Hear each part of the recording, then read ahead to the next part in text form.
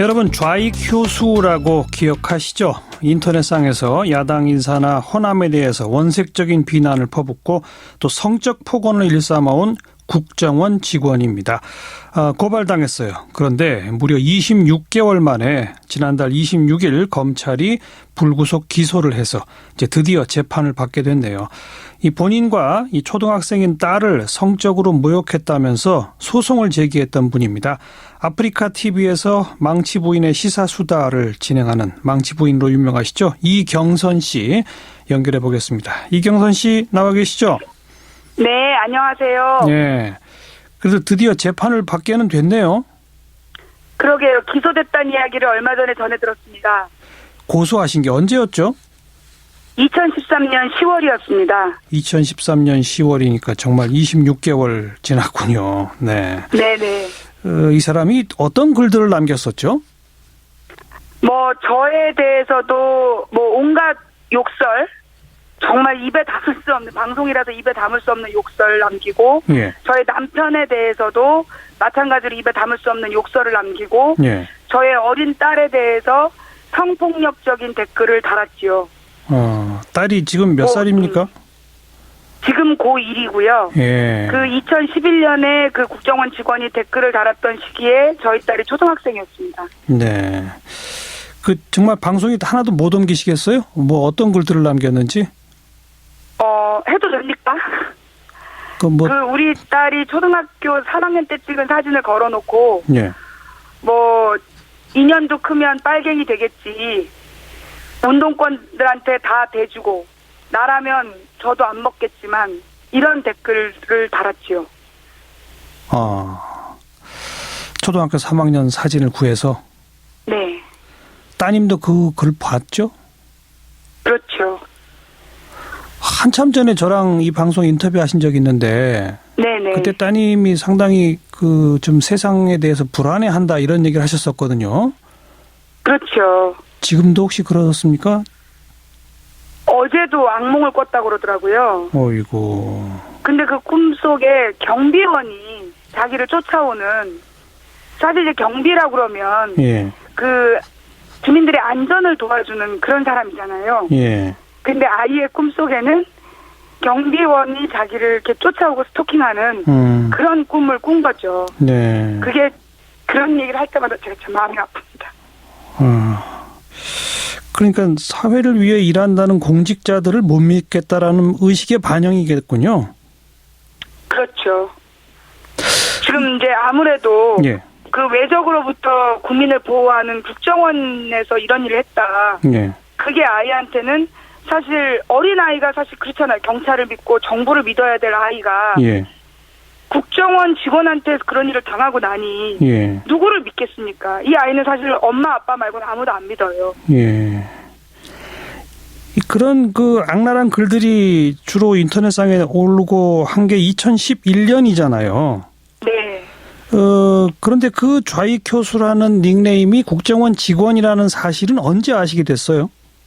2013년 7월 2일에 오마이뉴스에서 댓글력 김하영 씨라는 그 국정원 직원의 컴퓨터로부터 검찰이 과거에 썼던 글들을 전부 다 복원을 합니다. 예. 근데 그 글 속에 좌익효수라는 닉네임으로 쓴 글이 발견이 돼요. 예, 예. 그래서 그 좌익효수가 국정원 직원이라는 게 알려지고 그 뒤에 좌익효수에 대해서 네티즌들이 다 문제를 찾아낸 거죠. 네. 그 기사가 7월 2일에 나오게 됩니다. 그래서 제가 7월 3일 날 국회 앞에 가서 삭발을 하면서 머리를 자르면서 이 국정원 직원의 범죄를 밝혀내라고 얘기를 했더니 네. 국정원에서 국정원 직원이 아니라고 허위 사실을 유포하면 체포하겠다 이런 협박을 했었어요. 공개적으로 언론에. 제가 체포해봐라. 누가 맞는지 보자 그랬는데 9월 달에 저는 그 광주에 있는 통합진보당 쪽에서 이 전라디언 홍어를 다 죽여야 된다라는 그 좌익효수의 글을 가지고 형사 고소를 했는데 예. 잡고 보니까 국정원 직원이었다. 그래서 이제 우리가 처음 알게 된 거는 국정원 여직원이었는데 예. 이 호남을 비하해서 잡힌 국정원 직원은 남자 직원이 잡힌 거죠. 예, 예. 그래서 국정원 직원이라는 게 밝혀지게 됩니다. 예. 그런 보도 같은 게 있기 전에는 그냥 정신 나간 네티즌의 하나겠지 이렇게만 생각하셨던 거예요? 그렇죠. 워낙 저한테 악플을 조직적으로 와서 다는 사람들이 많았지만 저는 그게 설마 국정원 직원일 거라고 상상을 못하고 그냥 이명박 정부나 박근혜 정부를 지지하는 그런 좀 정신 나간 네티즌이 아닐까 이런 생각을 했었던 거죠.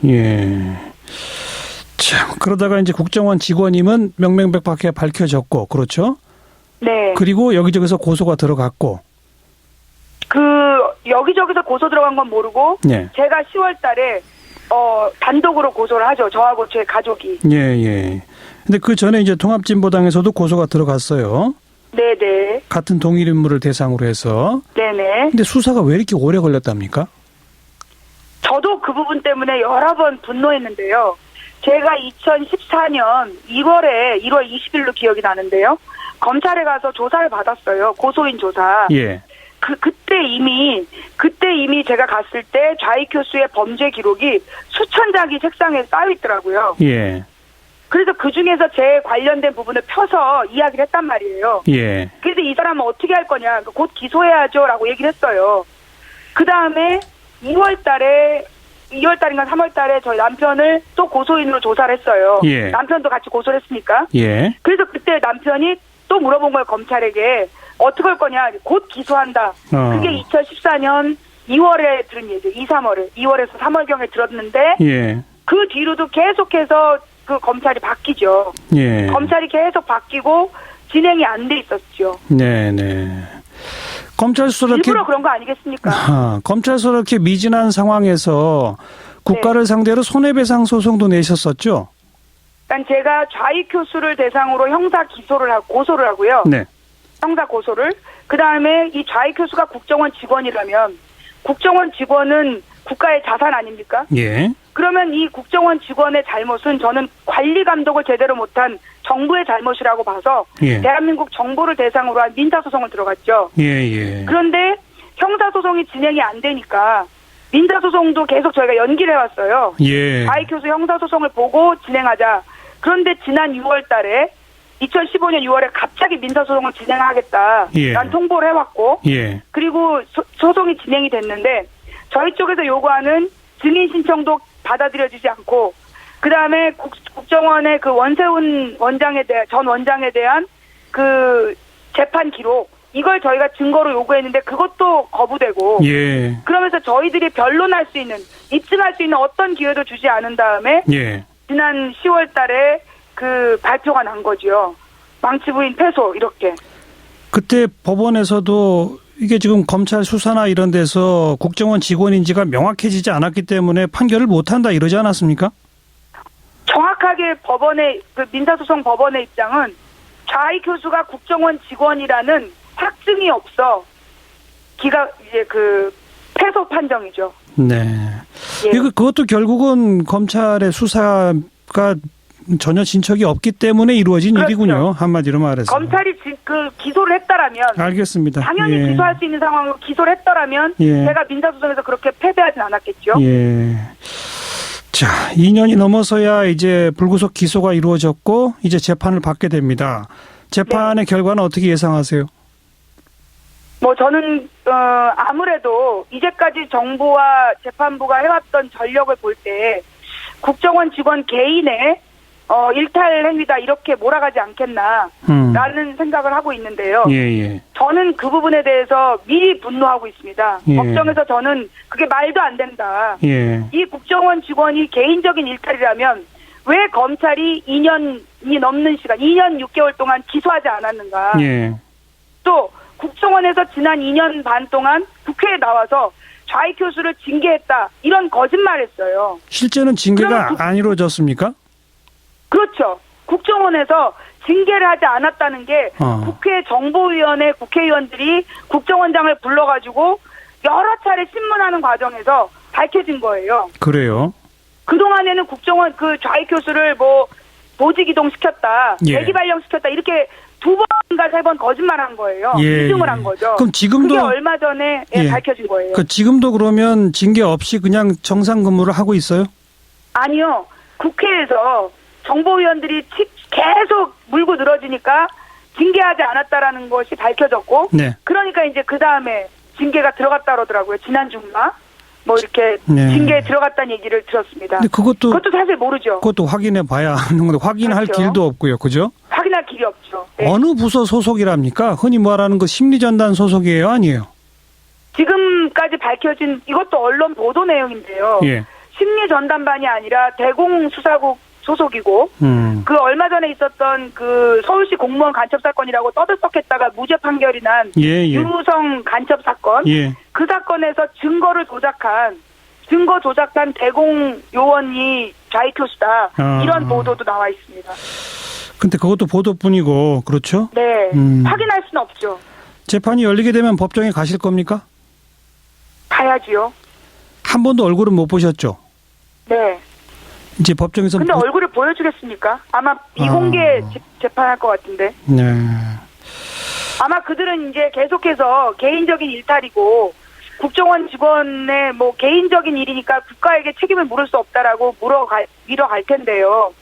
저는 일단 재재판에 있어서 이거는 검찰이 2년 6개월 동안 기소하지 않은 것, 그리고 국정원 원장이 2년 반 동안 징계했다고 거짓말한 거, 예. 이건 국가 차원의 조직적인 거짓말이다. 예. 이러니 이거는 좌익 교수의 개인적인 범죄가 아니라 예. 국가 차원의 범죄 은닉이다. 예. 그래서 저는 국가를 대상으로 한 민사소송을 계속 진행해 나갈 겁니다. 추가로. 네, 그리고 형사소송도 그 공개한다면 가서 그 얼굴을 보고 예. 내 딸한테 왜 그랬는지 예. 꼭 듣고 싶습니다. 예. 알겠습니다. 저희도 관심 갖고 계속 지켜보겠습니다. 네, 오늘 고맙습니다. 네, 꼭 관심 가져주시고요. 예. 많은 우리 국민들이 국가가 일반 민간인을 대상으로, 특히 민간인 아이를 대상으로 다시는 이런 범죄를 저지르지 않도록 꼭 도와주시기를 부탁드립니다. 네, 고맙습니다. 감사합니다. 네. 망치 부인 이경선 씨였습니다.